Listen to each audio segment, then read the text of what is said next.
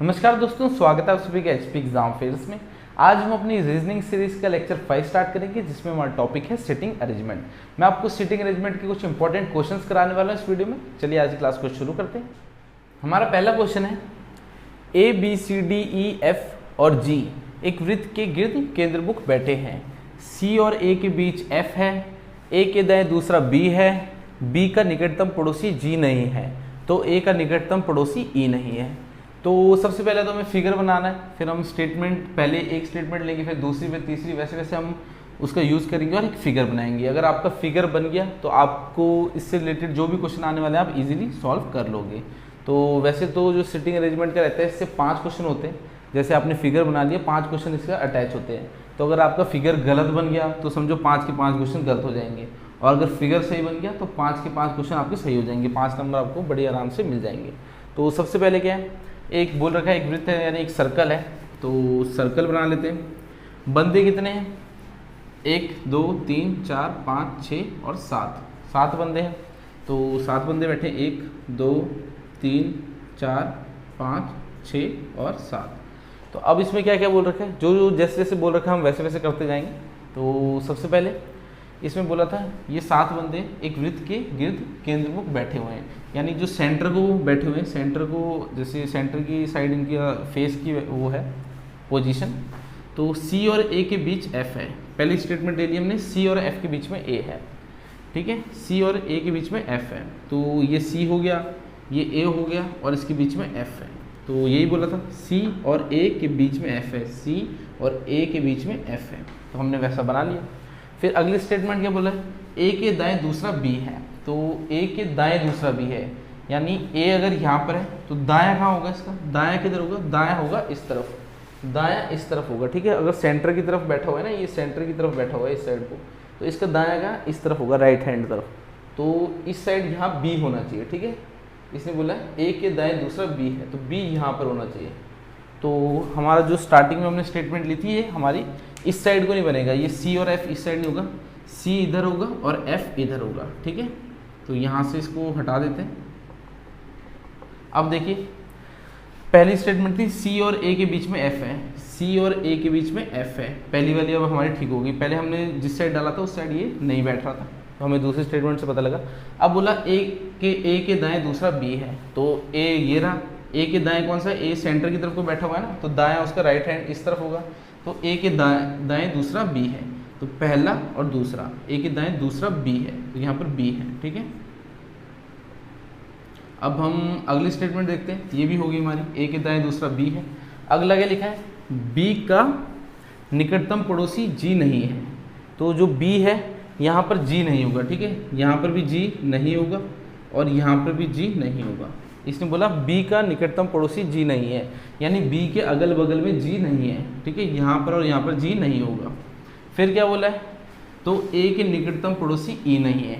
जो ए है, ए के निकटतम ई नहीं है, तो एक साइड तो एफ आ गया, तो मतलब यहाँ तो ई हो ही नहीं सकता।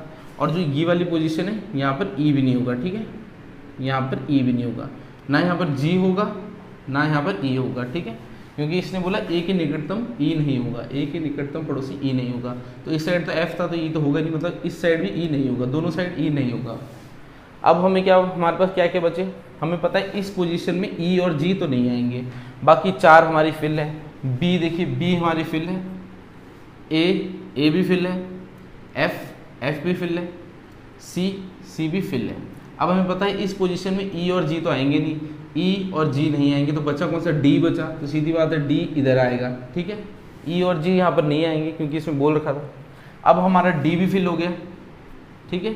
अब इस जगह पे जी नहीं आएगा, जी नहीं आएगा तो बची कौन सी जगह? यहाँ पर जी नहीं आएगा तो यहाँ पर ई आएगा, सीधी बात है। अगर जी यहाँ पर ही नहीं आएगा तो ई आएगा, क्योंकि 2 ही तो बचे हैं हमारे, ई बचा है और जी बचा है, तो यहाँ पर जी तो आएगा नहीं, तो हमने ई डाल दिया। अब हमारा कौन सा बचा? अब लास्ट में हमारा जी बचा, तो जी यहाँ पर आएगा। तो देखिए अब हमारा सर्कल तैयार हो गया। अब इससे रिलेटेड हमें कोई भी क्वेश्चन आएगा हम बहुत ही आसान तरीके से कर लेंगे। जैसे जैसा स्टेटमेंट में बोला था मैंने वैसे सर्कल बना दिया। अब सर्कल का हमारा फिनिश हो गया, फिगर हमारा कंप्लीट बन चुका है और एकदम सही है। अब इससे जो रिलेटेड 5 क्वेश्चन आएंगे हम इजीली कर लेंगे। तो पहला क्वेश्चन क्या है? पहला क्वेश्चन देखते हैं, who is the immediate left of C. तो सी के तुरंत बाएं कौन है? तो सी के तुरंत बाएं कौन है, सी ये रहा। अब आपने सेंटर की इसकी पोजीशन भी याद रखनी है कि सेंटर की तरफ को देख रहे हैं, ठीक है, सेंटर की। तो सी के तुरंत बाएं, सी के तुरंत बाएं कौन सा है, दाएं साइड वो बाएं साइड, बाएं कौन है, जी है। तो आपके पहले का आंसर क्या होगा, जी इसका आंसर होगा, सी के तुरंत बाएं जी है। तो पहले क्वेश्चन का आंसर होगा who is the immediate left of C, इसका आंसर होगा जी, यानी सी के तुरंत बाएं कौन है, तो सी के तुरंत बाएं जी है। तो आंसर आ गया हमारा पहले का। अब दूसरा क्वेश्चन देखते हैं, who is the immediate right of A के तुरंत दाएं कौन है। तो ए के तुरंत दाएं, ए के तुरंत दाएं कैसे देखेंगे हम, ए के राइट हैंड साइड, ये अंदर की तरफ को देख रहे हैं ना, इधर को बैठा हुआ है, दाएं हाथ इस तरफ होगा, ठीक है। तो ए के तुरंत दाएं कौन है, डी, तो इसका डी होगा हमारा। फर्स्ट का हमारा क्या आया था, फर्स्ट का आंसर जी था, सेकंड का क्या है हमारा, डी। तो सेकंड का हमारा आंसर आया है डी, ए के तुरंत दाएं डी है। अब हमारा थर्ड है, who is immediate right of G. तो जी के तुरंत दाएं कौन है, तो जी के तुरंत दाएं कौन है, जी यहाँ पर है और दाएं इसका राइट हैंड तरफ, तो जी के तुरंत दाएं कौन है, सी है। तो थर्ड का हमारा आंसर होगा सी। तो देखिए कितनी आसान तरीके से आंसर निकल रहे। अगर हमारा फिगर ठीक बनाए तो हम इजीली आंसर निकाल लेंगे, जो भी हमें क्वेश्चन पूछेगा अब इससे। अब हम फोर्थ क्वेश्चन देखते हैं। फोर्थ क्वेश्चन है, who is to the immediate left of E, E के तुरंत बाएं कौन है। तो फोर्थ क्वेश्चन बोल रहा है ई के तुरंत बाएं कौन है। तो ई का दायां इस तरफ हुआ, बायां इस तरफ हुआ, तो ई के तुरंत बाएं है बी, ई के बाएं में देखिए बी है तुरंत, तो इसका आंसर फोर्थ का होगा बी। अब फिफ्थ क्वेश्चन है, फिफ्थ इससे रिलेटेड क्वेश्चन जो आया वो है, who is between F and D. तो एफ और डी के बीच में कौन है, तो एफ और डी, एफ ये रहा और डी ये रहा, तो एफ और डी के बीच में ए है, तो फिफ्थ का आंसर हो गया ए। तो देखिए अब अगर हमारा फिगर एकदम सही बन गया तो हम इजीली आंसर निकाल दिया हमने। पांचों क्वेश्चन थे, फ्री के नंबर हमें मिल गए, बस आपका फिगर ठीक बनना चाहिए और आपको एक एक स्टेटमेंट लेनी है और उस हिसाब से आपको फिगर बनाना है। चलिए अब हम नेक्स्ट क्वेश्चन करते हैं। हमारा नेक्स्ट क्वेश्चन है, P Q A B D R और एफ केंद्र की ओर मुंह करके एक वृत्ताकार मेज के गिर्द बैठे हैं।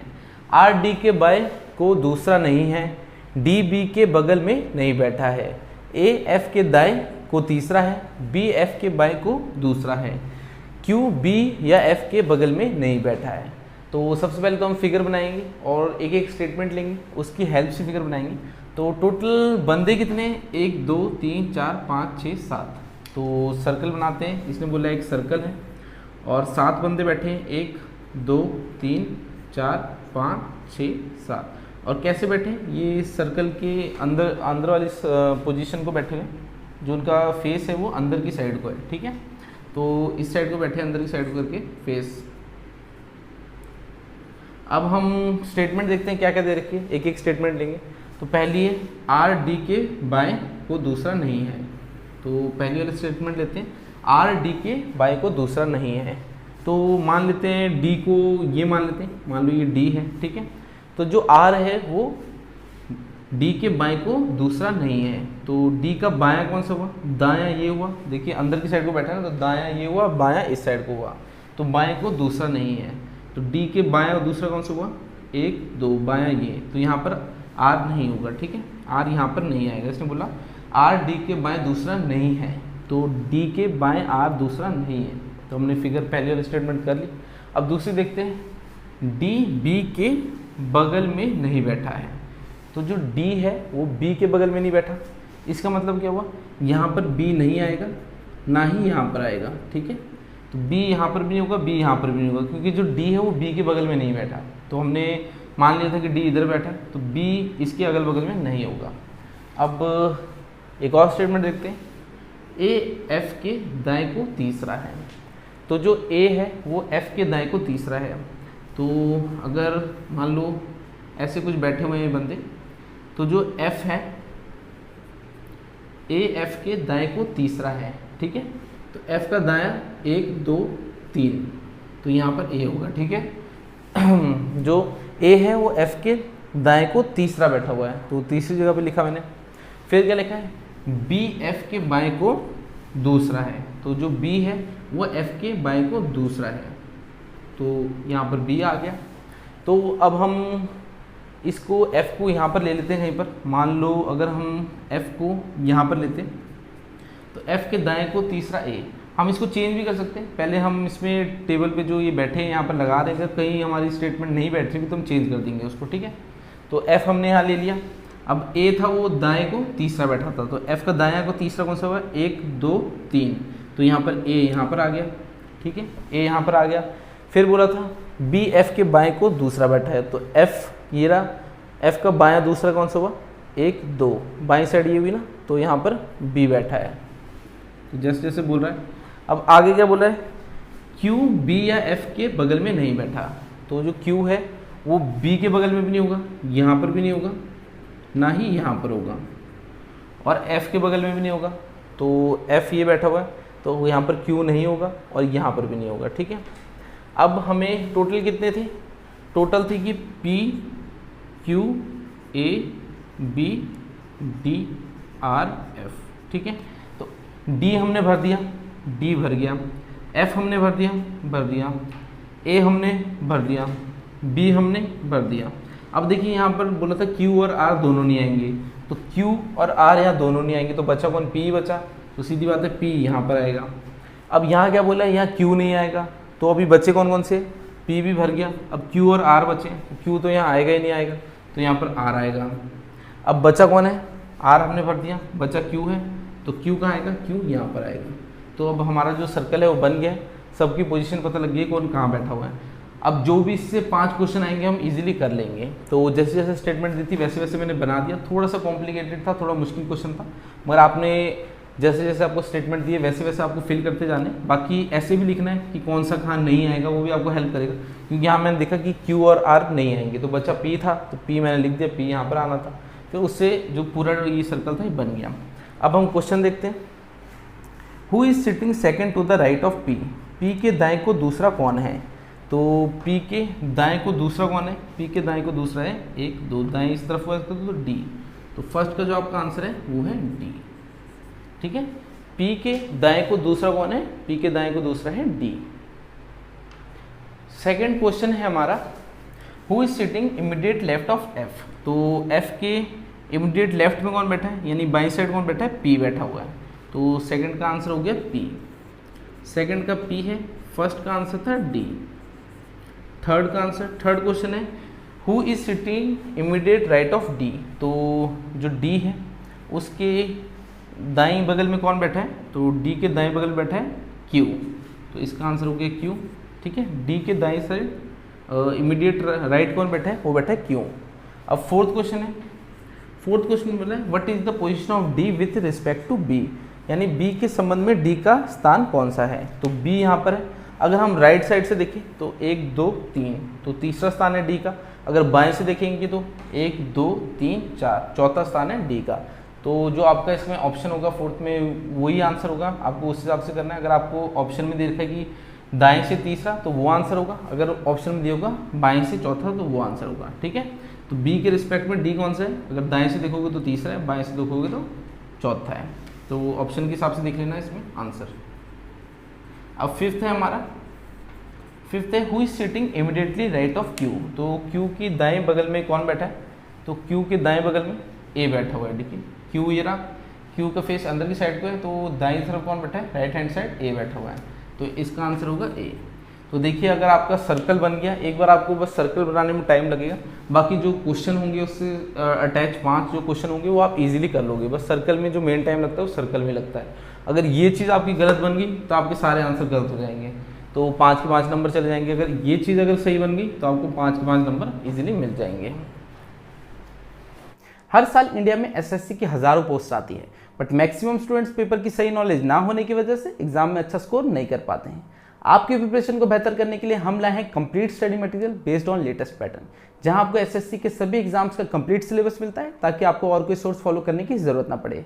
पेपर पैटर्न को समझने के लिए पिछले 10 साल के पेपर, अपनी प्रिपरेशन को चेक करने के लिए मॉक टेस्ट और भी बहुत कुछ। हमारे स्टूडेंट्स ने इस कोर्स को फॉलो करके एसएससी के डिफरेंट एग्जाम्स क्वालिफाई करे हैं। इस कोर्स की फीस है 299 रुपीज़, और अगर आप भी अपनी प्रिपरेशन और स्टूडेंट से एक स्टेप आगे रखना चाहते हैं तो स्क्रीन पर दिए नंबर पर अभी व्हाट्सएप करें। तो आज की क्लास हमारी इतनी थी। अगर आपको ये वीडियो पसंद आई तो इस वीडियो को लाइक एंड शेयर जरूर करना। साथ ही अगर आप कॉम्पिटेटिव एग्जाम्स की तैयारी कर रहे हैं तो हमारे चैनल को सब्सक्राइब कर दीजिए, क्योंकि मैं आगे और भी अच्छी अच्छी वीडियोस लेके आऊँगा, जिससे मैं आपके एग्जाम की तैयारी को और भी आसान बना दूंगा। चलिए मैं आपसे अगली क्लास में मिलता हूँ, तब तक के लिए शब्बा खैर, थैंक यू।